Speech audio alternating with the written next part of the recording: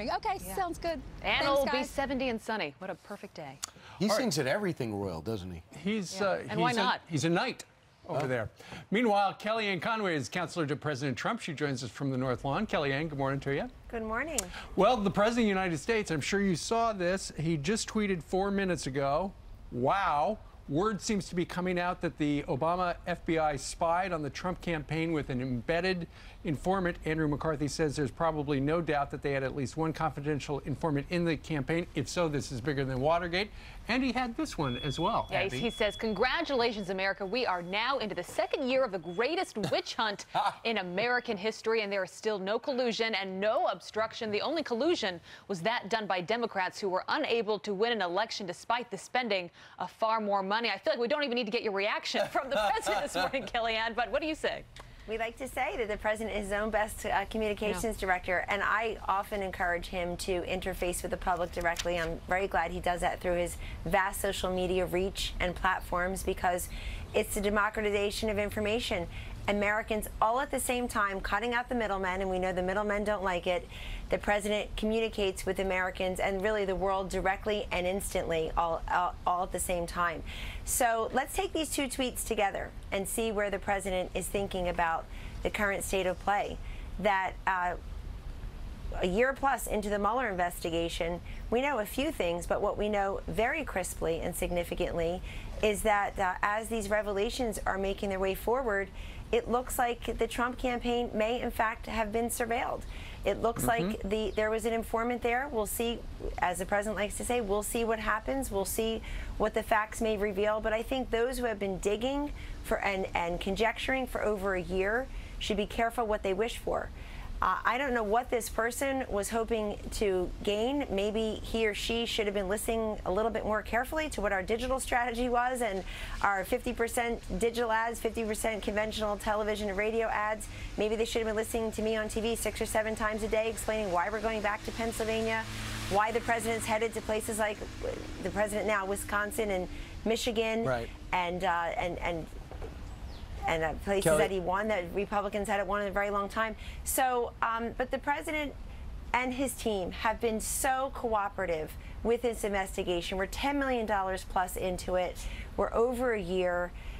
Everybody has turned over the documents. They've been in there to visit the special counsel. They've been up on Capitol Hill sharing information. You see a release of transcripts yesterday from some testimony. People are cooperative, but this president also doesn't let him distract him. I sat in the Senate Republican lunch with the president 2 days ago, and you heard senator after senator tell this president he is the most successful president in their lifetimes. In 16 months of tax cuts and regulatory reductions and getting to close to making conversations, if not deals, with North Korea and South Korea. He's been here basically 7 weeks since Director Pompeo, now Secretary of State Pompeo, went to North Korea. 7 weeks of big activity, and yet 70 years of war between the Koreas. And it's this president's leadership that helps those hostages come home, and so many other great things happen. I just want to bring you to one thing, just so you speculate. I'm just wondering, you could easily punt on this question, but the New York Times actually says this: at least one government informant met several times with Page and Papadopoulos. So there's some government informant within the Trump camp. Could you just tell me if you have an idea of who that might be? I don't have an idea, and let me say something more important than knowing whom the informant may be. I don't know Carter Page or George Papadopoulos.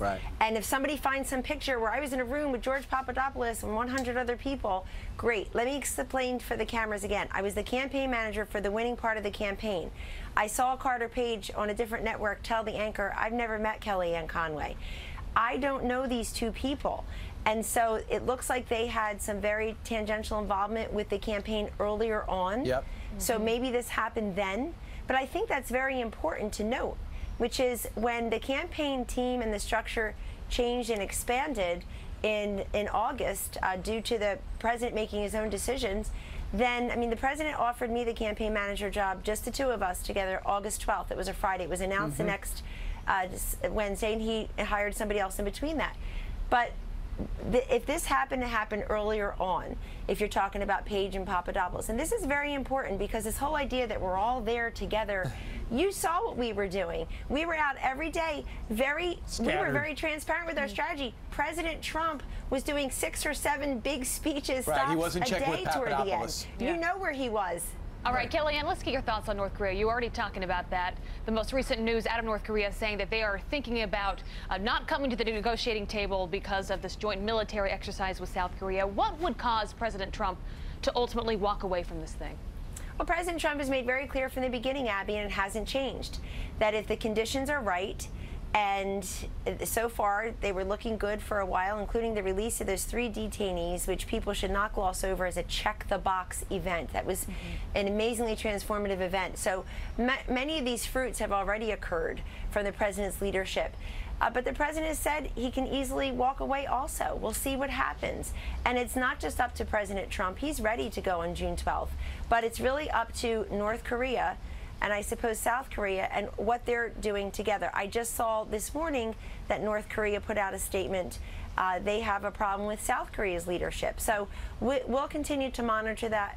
And the president, very much likes the fact that based on his leadership, that and his team, including Secretary of State Pompeo going over there 2 times, that North Korea has already suspended some of their exercises.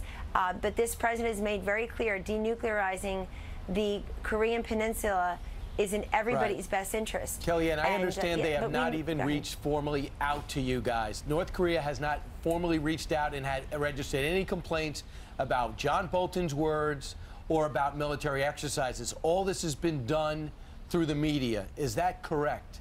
Well, I will say this about that, since I will not confirm or deny that. I will tell you this, that so much is litigated in the media, and it just gets repeated and retweeted without verification.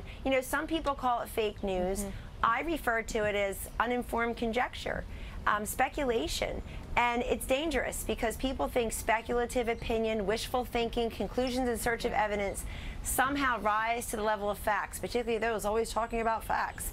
And they should think thrice about that. Litigating this through the media when you're talking about something as significant as and sensitive as the possible summit between North Korea, South Korea, and the United States of America. But that's conjecture. But look, what Ambassador Bolton has said, what Sarah Sanders has said, where we are monitoring the situation, but we want to verify what is fact and what is fiction before we run out and state that. And I'll leave that to the president and his national security team if there's an announcement to be made. All right, Kellyanne, quickly, earlier this week you said that there would be changes in the White House regarding the leaks, the challenges you guys have faced. Just quickly, what is the update? What is the latest on the leakings coming out of the White House?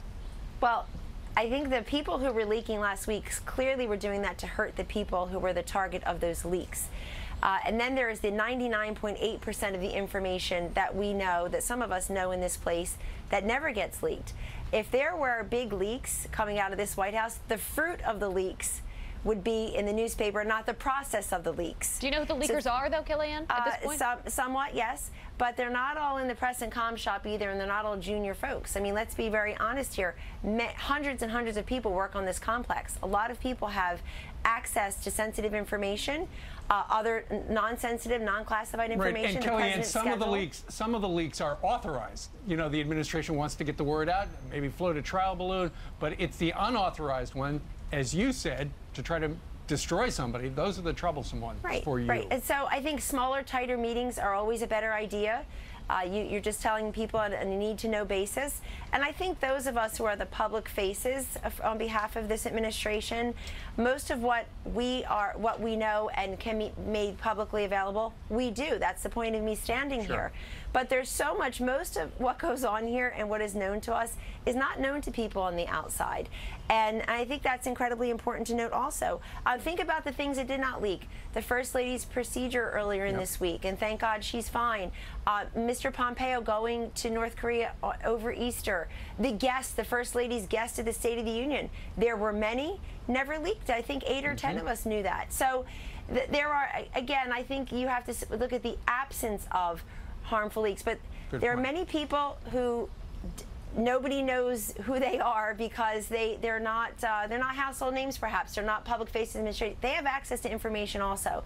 So I think that we're taking a broader look at that also. But the president also wants me to make very clear to all of you that he knows a lot of this is made up also. That speaking of, if you're going to speculate and bloviate about North Korea and what may or may not be true there, you certainly are going to speculate about leaks. But let me make very clear, most of the stories this week were about the process of leaks, not the fruit from those leaks. Yeah. Gotcha. And there are tighter, smaller meetings, and I think that's very helpful to this president in promoting his agenda. All right, Good to know what's Kellyanne, going on good behind to the see you scenes. this morning. Have a great day. Thank you. Thanks. All right.